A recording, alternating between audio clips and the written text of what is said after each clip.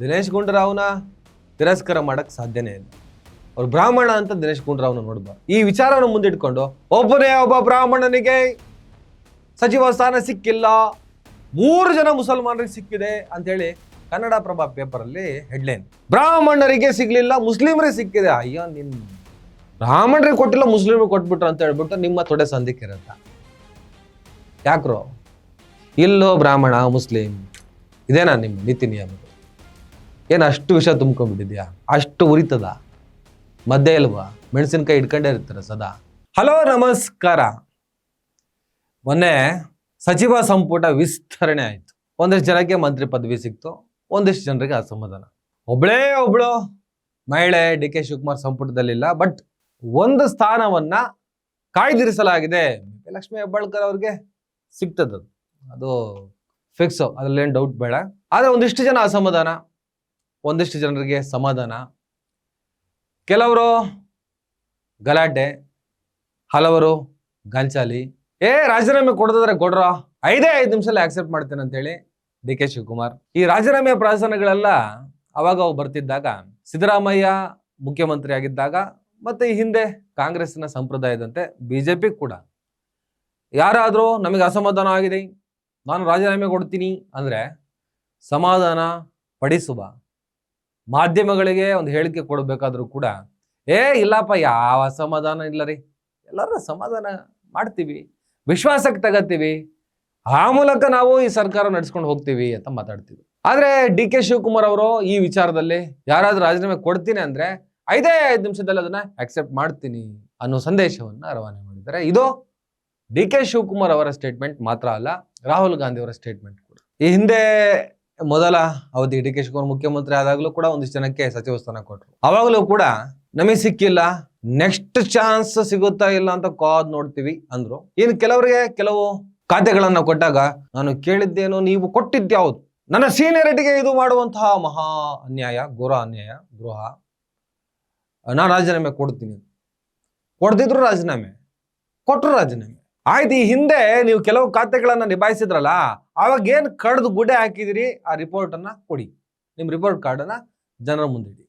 ಈ ಹಿಂದೆ ನಾನು ಇಂತಿಂತ ಖಾತೆಯನ್ನ ನಿಭಾಯಿಸಿದ್ದೆ, ಅದರಲ್ಲಿ ಅದ್ಭುತವಾಗಿ ಸಾಧನೆ ಮಾಡಿದ್ದೇನೆ, ಇಡೀ ಪ್ರಪಂಚವೇ ಶಬಾಷ್ ಅಂತೂ ಹೋಗ್ಲಿ, ಇಡೀ ಭಾರತ ದೇಶವೇ ಶಬಾಷ್ ಅಂತೂ ಹೋಗ್ಲಿ, ಇಡೀ ಕರ್ನಾಟಕ ರಾಜ್ಯವೇ ಶಬಾಷ್ ಅಂತೂ ಹೋಗ್ಲಿ, ಅಟ್ಲೀಸ್ಟ್ ನಿಮ್ಮ ಗ್ರಾಮ ಪಂಚಾಯತಿ ಲೆವೆಲ್ ಅಲ್ಲಿ ನಿಮಗೇನಾದ್ರು ಶಾಬಾಸ್ಗಿರಿ ಸಿಕ್ಕಿದ್ಯಾ?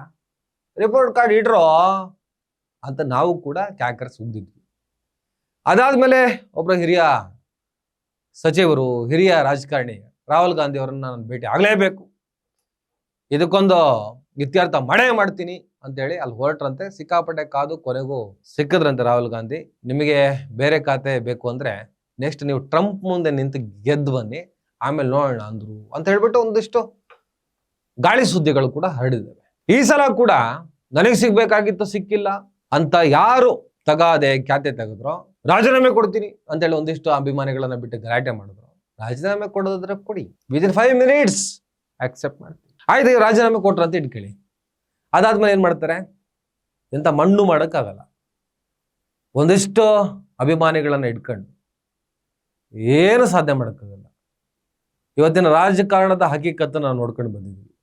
ಒಂದು ಪಕ್ಷ ಬೇಕೇ ಬೇಕು ಅಂತ ಅಲ್ಲ ಅಂದ್ರೂ ಕೂಡ ಒಬ್ಬ ಜನನಾಯಕ ಅಂತ ಅನ್ಸ್ಕೊಂಡಿರ್ಬೇಕು. ಪರಿಣಾಮಕಾರಿಯಾಗಿ ಇವತ್ತಿನ ಜನರೇಷನ್ ಮೇಲೆ ಪ್ರಭಾವ ಬೀರುವಂತಹ ನಾಯಕತ್ವದ ಲಕ್ಷಣಗಳಿರ್ಬೇಕು. ಆ ಗುಣಲಕ್ಷಣಗಳೇ ಇಲ್ಲದೆ ನಾನು ರಾಜೀನಾಮೆ ಕೊಡುತ್ತೇನೆ, ಆ ಮೂಲಕ ಕಾಂಗ್ರೆಸ್ಸನ್ನೇ ಮುಗಿಸುತ್ತೇನೆ. ಆಮೇಲೆ ಕಾಂಗ್ರೆಸ್ನಲ್ಲೇ ರಾಜಣ್ಣ ಅಂತ ಒಂದಿಷ್ಟು ಜನ ಅಸಮಾಧಾನದ ಪೀಕಲ್ಲಿರೋರು ಇದ್ದಾರೆ. ಸಿದ್ದರಾಮಯ್ಯ ಬಣ, ಡಿ.ಕೆ. ಬಣ, ಈ ಒಳ ಬೇಗುದಿಗಳು ಇದ್ದೇ ಇದೆ. ಆ ಲೆಕ್ಕಾಚಾರದಲ್ಲಿ ಒಂದಿಷ್ಟು ಮಾಡ್ತಾ ಇದ್ದಾರೆ. ಅದೇನೇ ಮಾಡಿದ್ರು ಕೂಡ ಕಾಂಗ್ರೆಸ್ ಹೈಕಮಾಂಡ್ ಸ್ಟ್ರಿಕ್ಟ್ ಆಗಿದೆ. Rahul Gandhi very very strict ಆಗಿದ್ರೆ. ಕಳಕಳಕ್ಕೆ ಏನು ಉಳ್ಕೊಂಡಿದೆ? ಒಂದಿಷ್ಟು ಪಡ್ಕತ್ತಿದ್ದೀವಿ. ಮೋದಿ ಅನ್ನೋ ವೇವ್ ಏನಿತ್ತು ಅದೆಲ್ಲ ಹೊರಟೋಗಿದೆ. ಈಗ ಆ ವೇವ್ ಮೇಲೆ ಇನ್ನೇನು ನಡೆಯಲ್ಲ. ಅದನ್ನೇ ತಲೆಯಲ್ಲಿ ಇಟ್ಕೊಂಡು ಕಾಂಗ್ರೆಸ್ ಬಹಳ ಸಂಕಷ್ಟದ ಸ್ಥಿತಿಯಲ್ಲಿದೆ, ಮುಂದಿನ ದಿನಗಳಲ್ಲಿ ನಾಶವಾಗಲಿದೆ ಅನ್ನೋ ಭ್ರಮೆಯಲ್ಲಿದ್ರೆ, ನಾವು ರಾಜೀನಾಮೆ ಕೊಡುವ ಮೂಲಕ ಕಾಂಗ್ರೆಸ್ನ ಇನ್ನಷ್ಟು ಮುಗಿಸುತ್ತೇವೆ ಅನ್ನುವಂಥ ಭ್ರಮೆಯಲ್ಲಿದ್ರೆ, ಅದು ನಿಮ್ಮ ಭ್ರಮೆ. ನಾವು ನಾಶ ಆದರೂ ಪರವಾಗಿಲ್ಲ, ನೀವು ಈ ನಾಟಕಗಳು ರಾಜೀನಾಮೆ ಕೊಡ್ತೀವಿ ಅನ್ನುವಂಥ ಬೆದರಿಕೆಗಳನ್ನು ಹಾಕಿ ನಮ್ಮನ್ನು ಎದುರಿಸಕ್ಕಾಗಲ್ಲ, ಗೆಟ್ ಹೊಟ್ ಹೋಗ್ತಾ ಇರೋ ಅಂತೇಳಿ ರಾಹುಲ್ ಗಾಂಧಿ ತೀರ್ಮಾನ ತಗೊಂಡಿದ್ದಾರೆ. ಹೈಕಮಾಂಡ್ ಆ ಥರದ ತೀರ್ಮಾನಕ್ಕೆ ಬಂದಿದ್ದಾರೆ ಅನ್ನುವಂಥ ಮಾಹಿತಿ ಕೂಡ ನಮಗಿದೆ. ಆಮೇಲೆ ಈ ಸಚಿವ ಸಂಪುಟ ವಿಸ್ತರಣೆಯಲ್ಲಿ ಜಾತಿವಾರ ಲೆಕ್ಕಾಚಾರ, ಒಕ್ಕಲಿಗರು, ಲಿಂಗಾಯತರು, ಕುರುಬರು, SC ST, ಮುಸಲ್ಮಾನರು, ಈ ಥರ ಜಾತಿವಾರ ಲೆಕ್ಕಾಚಾರದಲ್ಲಿ ಒಂದಿಷ್ಟು ಜನಕ್ಕೆ ಸಚಿವ ಸ್ಥಾನಗಳನ್ನು ಕೊಡಲಾಗಿದೆ. ಕೆಲವರು ನಾನು ಈ ಜಾತಿಯಲ್ಲಿ ಹುಟ್ಟಲೇಬಾರದಿತ್ತು, ಈ ಜಾತಿಯಲ್ಲಿ ಹುಟ್ಟಿದ್ರು ಕೂಡ ಇಲ್ಲೊಂದಿಷ್ಟು ಬಣಗಳಿದ್ದಾವೆ, ಅಲ್ಲಿ ಹುಟ್ಟಬಾರ್ದಿತ್ತು, ಉಪಜಾತಿ, ಹಾಗಾಗಿ ನನಗೆ ಪ್ರಾಶಸ್ತ್ಯ ಕೊಟ್ಟಿಲ್ಲ ಅಂತ ಗೊಳುವ ಅಂತ ಇದ್ದರು. ಇನ್ನು ಇಡೀ ಸಂಪುಟದಲ್ಲಿ ಒಬ್ಬ ಬ್ರಾಹ್ಮಣನಿಗೆ ಟಿಕೆಟ್ ಕೊಡಲಿಲ್ಲ. ಈ ಥರದ ಪ್ರಯೋಗಗಳು ದೇವೇಗೌಡರ ಕಾಲದಲ್ಲಿ ಆಗಿದ್ದು. ಒಬ್ಬ ಬ್ರಾಹ್ಮಣನ ಬಿಟ್ಕೊಂಡಿಲ್ಲ, ಬಿಕಾಸ್ ಆಫ್ ಸೌತ್ ಇಂಡಿಯನ್ ಪರಂಪರೆ ಬೇರೆ ಲೆಕ್ಕಾಚಾರ ಅಂತ ಆಗ ಆ ಥರದೊಂದು ಅಭಿಪ್ರಾಯಕ್ಕೆ ಬರಲಾಗಿತ್ತು. ಆದರೆ DK ಲೆಕ್ಕಾಚಾರ ಅದೇನಿತ್ತು, ಹೈಕಮಾಂಡ್ ಲೆಕ್ಕಾಚಾರ ಏನಿತ್ತು, ಇನ್ನು ಕಾಂಗ್ರೆಸ್ನಲ್ಲಿ ಇರುವ ಏಕೈಕ ಬ್ರಾಹ್ಮಣ ಅಂದ್ರೆ Dinesh Gundu Rao is so nice guy. Dinesh ಗುಂಡೂರಾವ್ನ ತಿರಸ್ಕಾರ ಮಾಡಕ್ ಸಾಧ್ಯನೇ ಇಲ್ಲ. ಅವ್ರು ಬ್ರಾಹ್ಮಣ ಅಂತ ದಿನೇಶ್ ಗುಂಡೂರಾವ್ನ ನೋಡಬಾರ್ದು. ಅವ್ರು ಮದುವೆ ಆಗಿದೆ ಮುಸ್ಲಿಂ ಹೆಣ್ಮಗಳನ್ನ. ದಿನೇಶ್ ಗುಂಡೂರಾವ್ ಒಂದು ಅವಕಾಶ ಕೊಡಬೇಕು. ಇನ್ನು ಒಂದು ಸ್ಥಾನ ಇದೆ, ಮಹಿಳೆಯರಿಗೆ ಕೊಟ್ಟಿಲ್ಲ, ಅವ್ರಿಗೆ ಸಿಗ್ಬೋದು. ಒಂದಿಷ್ಟು ಮಾರ್ಪಾಡುಗಳನ್ನು ಮಾಡಿ ದಿನೇಶ್ ಗುಂಡೂರಾವ್ ಅಂತವ್ರನ್ನೆಲ್ಲ ಕೈ ಬಿಡಲೇಬಾರ್ದು. ಜಾತಿಯನ್ನ ಮೀರಿದ ಕೆಲ ವಿಚಾರಗಳ ಬಗ್ಗೆ ಆಲೋಚನೆಗಳನ್ನ ಮಾಡಬೇಕಾಗಿದೆ. ಜಾತಿ ಲೆಕ್ಕಾಚಾರದಲ್ಲಿ ಅವ್ರನ್ನ ದೂರ ಇಟ್ಟರು ಅಂತ ನಾನೇನು ಹೇಳ್ತಾ ಇಲ್ಲ, ಆದರೂ ಕೂಡ ದಿನೇಶ್ ಗುಂಡೂರಾವ್ನ ಕನ್ಸಿಡರ್ ಮಾಡಿ. ಇನ್ನೊಂದು ಮಾತಿದೆ, ಈ ವಿಚಾರವನ್ನು ಮುಂದಿಟ್ಕೊಂಡು ಒಬ್ಬ ಬ್ರಾಹ್ಮಣನಿಗೆ ಸಚಿವ ಸ್ಥಾನ ಸಿಕ್ಕಿಲ್ಲ, 3 ಜನ ಮುಸಲ್ಮಾನರಿಗೆ ಸಿಕ್ಕಿದೆ ಅಂತೇಳಿ ಕನ್ನಡಪ್ರಭ ಪೇಪರ್ ಅಲ್ಲಿ ಹೆಡ್ಲೈನ್. ನಿಮ್ಗೆ ಗೊತ್ತೆ, ಸುವರ್ಣ ಕನ್ನಡಪ್ರಭ ಎಲ್ಲ ಒಬ್ಬರೇ ಮಾಲೀಕರು, ರಾಜೀವ್ ಚಂದ್ರಶೇಖರ್ ಅಂತ BJP ಕೇರಳದ ಸಂಸದರು, ಆಮೇಲೆ BJP ರಾಜ್ಯಾಧ್ಯಕ್ಷರು ಕೇರಳದಲ್ಲಿ. ಅವರ ಚಾನಲ್ ಇದು. ಆ ಚಾನಲ್ ಅಂದ್ರೆ ಅವ್ರ ಪತ್ರಿಕೆ, ಆ ಪತ್ರಿಕೆಯಲ್ಲಿ ಹೆಡ್ಲೈನ್ಸ್, ಬ್ರಾಹ್ಮಣರಿಗೆ ಸಿಗ್ಲಿಲ್ಲ, ಮುಸ್ಲಿಮರಿಗೆ ಸಿಕ್ಕಿದೆ. ಅಯ್ಯೋ, ನಿನ್ ಬರ್ತದೆ, ಆದ್ರೆ ಕಂಟ್ರೋಲ್ ಮಾಡ್ತೀವಿ ನಾವು. ಅಲ್ರಿ, 80 ಲಕ್ಷದಿಂದ 1 ಕೋಟಿ ಜನಸಂಖ್ಯೆ ಇದ್ದಾರೆ ಮುಸಲ್ಮಾನರು. ಬಹಳ ದೊಡ್ಡ ಜಾತಿ ಅಂತ ಹೇಳ್ಬಿಟ್ಟು ಒಂದು ಜಾತಿ ಗಣತಿ ವರದಿಯಲ್ಲಿ ಎಸ್ಟಾಬ್ಲಿಷ್ ಆಗಿರುವಂಥ ಒಂದು ಸಮುದಾಯ. ಅವರ ಸಂಖ್ಯೆಗೆ ಅನುಗುಣವಾಗಿ compare to Lingayat, compare to Kurubas, compare to Vokkaligas ಹೋಲಿಕೆ ಮಾಡಿದ್ರೆ ಮುಸಲ್ಮಾನರ ಸಂಖ್ಯೆಗೆ ಅನುಗುಣವಾಗಿ 3 ಬಹಳ ಕಡಿಮೆ. ಕನಿಷ್ಠ 5 ಕೊಡ್ಬೇಕು, ಕನಿಷ್ಠ 5 ಕೊಡ್ಬೇಕು. 3 ಸಿಕ್ಕಿದೆಯಲ್ಲ, ಒಂದು ಎಕ್ಸ್ಟ್ರಾ ಸಿಕ್ಕಿದೆ ಈ ಸಲ.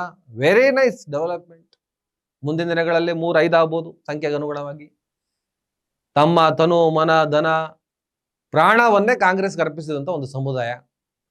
ಅವರಿಗೆ 3 ಸಚಿವ ಸ್ಥಾನ ಕೊಟ್ಟಿದ್ದೇನೆ, ಬಹಳ ಅದ್ಭುತವಾದಂತಹ ಸಾಧನೆ ಅಲ್ಲ, ಇನ್ನೊಂದೆರಡು ಕೊಡಬೇಕಿತ್ತು ಅನ್ನುವಂತಹ ಒತ್ತಾಯಗಳು ನಡೀತಿರ್ಬೇಕಾದ್ರೆ ಬ್ರಾಹ್ಮಣರಿಗೆ ಕೊಟ್ಟಿಲ್ಲ, ಮುಸ್ಲಿಮರಿಗೆ 3 ಕೊಟ್ರು ಅಂತ ಹೇಳ್ಬಿಟ್ಟು ಇವರ ತೊಡೆ ಸಂಧಿಯ ಕಿರತಕ್ಕೆ ಮದ್ದುಂಟೆ.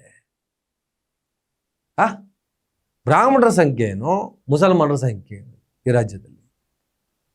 10 ಲಕ್ಷದ ಆಸುಪಾಸಿನಲ್ಲಿರುವಂಥ ಬ್ರಾಹ್ಮಣರು, 1 ಕೋಟಿ ಆಸುಪಾಸಿನಲ್ಲಿರುವಂಥ ಮುಸಲ್ಮಾನರು. 1 ಕೋಟಿ ಆಸುಪಾಸಿನಲ್ಲಿರುವಂಥ ಮುಸಲ್ಮಾನರಿಗೆ 3 ಸ್ಥಾನ ಸಿಕ್ಕಿದೆ, ಇನ್ನು ಜಾಸ್ತಿ ಸಿಗ್ಬೇಕಿತ್ತು ಅಂತ ಹಾಕೋತಾರೆ. ಬ್ರಾಹ್ಮಣರಿಗೆ ಕೊಟ್ಟಿಲ್ಲ, ಮುಸ್ಲಿಮರಿಗೆ ಕೊಟ್ಬಿಟ್ರು ಅಂತ ಹೇಳ್ಬಿಟ್ಟು ನಿಮ್ಮ ತೊಡೆ ಸಂಧಿಕ್ಕೆ ಇರತ್ತ. ಯಾಕ್ರೋ? ಇಲ್ಲೋ ಬ್ರಾಹ್ಮಣ ಮುಸ್ಲಿಂ ಇದೇನಾ ನಿಮ್ಮ ನೀತಿ ನಿಯಮಗಳು? ಏನು ಅಷ್ಟು ವಿಷಯ ತುಂಬ್ಕೊಂಡ್ಬಿಟ್ಟಿದ್ಯಾ? ಅಷ್ಟು ಉರಿತದ? ಮದ್ದೆ ಇಲ್ವಾ? ಮೆಣಸಿನಕಾಯಿ ಇಟ್ಕೊಂಡೇ ಇರ್ತಾರೆ ಸದಾ. ಹಾಗಲ್ಲ ಹೋಲಿಕೆ ಮಾಡಬೇಕು. ದಿನೇಶ್ ಗುಂಡೂರಾವ್ ಬ್ರಾಹ್ಮಣ ಸಮುದಾಯಕ್ಕೆ ಸೇರಿದಂತ ಒಬ್ಬ ಕೆಪಾಸಿಟಿ ಇರುವಂತಹ ಒಬ್ಬ ಶಾಸಕ, ಅವ್ರಿಗೆ ಕೊಡಬೇಕಾಗಿತ್ತು. ಅವ್ರ ತಂದೆ ಗುಂಡೂರಾವ್ ಕರ್ನಾಟಕ ರಾಜ್ಯದ ಮುಖ್ಯಮಂತ್ರಿಯಾಗಿ ಅಪಾರವಾದ ಸೇವೆ ಸಲ್ಲಿಸಿದ್ದಾರೆ. ಅವ್ರ ಮಗ ದಿನೇಶ್ ಗುಂಡೂರಾವ್ ಕೂಡ ಸಭ್ಯತೆ, ಸಿದ್ಧಾಂತ, ಪ್ರಾಮಾಣಿಕತೆ ಯಾವುದನ್ನೂ ಮೀರಿ ನಡ್ಕೊಂಡಿಲ್ಲ. ಅವ್ರಿಗೆ ಅವಕಾಶ ಕೊಡಬೇಕಾಗಿತ್ತು. ಒಂದಿಷ್ಟು ಲಾಬಿ, ಒಂದಿಷ್ಟು ಸ್ವಾರ್ಥ ಎಲ್ಲವನ್ನು ಬಿಟ್ಟು ಆಲೋಚನೆ ಮಾಡಬೇಕು. ಹೀಗೆ ಮಾತಾಡಿ, ಇದಕ್ಕೆ ಅರ್ಥ ಇದೆ. ಮುಸ್ಲಿಮರಿಗಿದೆ, ಬ್ರಾಹ್ಮಣರಿಗಿಲ್ಲ, ಮುಸ್ಲಿಮರಿಗಿದೆ, ಬ್ರಾಹ್ಮಣರಿಗೆ ಹಿಂಗೆ ಮಾಡಕ್ ಹೋಗ್ಬೇಡಿ.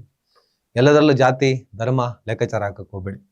ಇರವೇ ನಾನು ಮೊನ್ನೆನೇ ಈ ವಿಡಿಯೋ ಮಾತಾಡಬೇಕಾಗಿತ್ತು. ನಾನು ನನ್ನ ಯೂಟ್ಯೂಬ್ ವಿಡಿಯೋಗಳನ್ನು ಸೈದ್ಧಾಂತಿಕತೆಯ ಭಾಗವಾಗಿ ನಡೆಸ್ತಿರೋದು. ಇದನ್ನು ಚಾನಲ್ ಮಾಡಿ ನಾನೇನೋ ಬದುಕನ್ನು ಕಟ್ಕೊಂಡಿಲ್ಲ. ಹಾಗಾಗಿ ನನಗೆ ಬಿಡುವಿದ್ದಾಗ ದಿನಕ್ಕೆ 1 ಗಂಟೆ 2 ಗಂಟೆ ನನ್ನ ಚಾನಲ್ಗೆ ಟೈಮ್ ಕೊಡ್ತೀನಿ. ಬೆಳಗ್ಗೆ ಬರ್ತೀನಿ, ಒಂದು ರೆಕಾರ್ಡ್ ಮಾಡ್ತೀನಿ, ನಮ್ಮ ಎಡಿಟರ್ ಸ್ಟಾಫ್ ಇದ್ದಾರೆ, ಅವ್ರಿಗೆ ಕೊಡ್ತೀನಿ, ನಾನು ನನ್ನ ಕೆಲಸ ಮಾಡೋಕ್ಕೆ ಹೋಗ್ತೀನಿ. ಹೊಟ್ಟೆಪಾಡು ಬೇರೆ, ಇದು ಯಾವುದು ಕೂಡ ಅನ್ನ ಹಾಕಲ್ಲ. DK ಶಿವಕುಮಾರ್ 5 ನಿಮಿಷದಲ್ಲಿ ಎಕ್ಸೆಪ್ಟ್ ಮಾಡ್ತೀನಿ. ರಾಹುಲ್ ಗಾಂಧಿ ಅವರು ಹೈಕಮಾಂಡ್ ತೀರ್ಮಾನ ಕೂಡ ಹಾಗೇ ಇದೆ.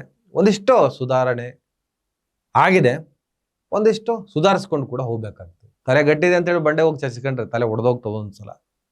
ಯಾವುದೋ 100 ಮಾಡಕ್ಕೆ 136 ಸ್ಥಾನ ಇದೆ, 10 ಜನ ಹೋದ್ರೆ ಹೋಗ್ಲಿ 126 ಇರುತ್ತೆ. ಈ ಕಾನ್ಫಿಡೆನ್ಸ್ ಬೇಡ. ಯಾಕಂದ್ರೆ ಈ ಅವಧಿ ಮುಗ್ದೋಗ್ತದೆ ಒಂದು 2 ವರ್ಷದಲ್ಲಿ, ಮತ್ತೊಂದು ಅವಧಿ ಅಂತ ಶುರು ಆಗ್ತದೆ.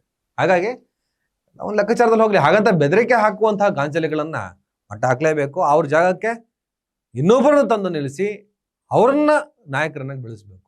ಸ್ವಲ್ಪ ಜಾತಿ ಗೀತಿ ಅನ್ನೋ ಸ್ವಾರ್ಥ ಬಿಟ್ಬಿಟ್ಟು ಕೆಪಾಸಿಟಿ ಇರೋರಿಗೆ ಅವಕಾಶ ಕೊಡಿ ಅಂತ ಹೇಳ್ತಾ ಇವತ್ತಿನ ವಿಡಿಯೋವನ್ನು ಮುಗಿಸ್ತೀರಿ. ನಮಸ್ಕಾರ.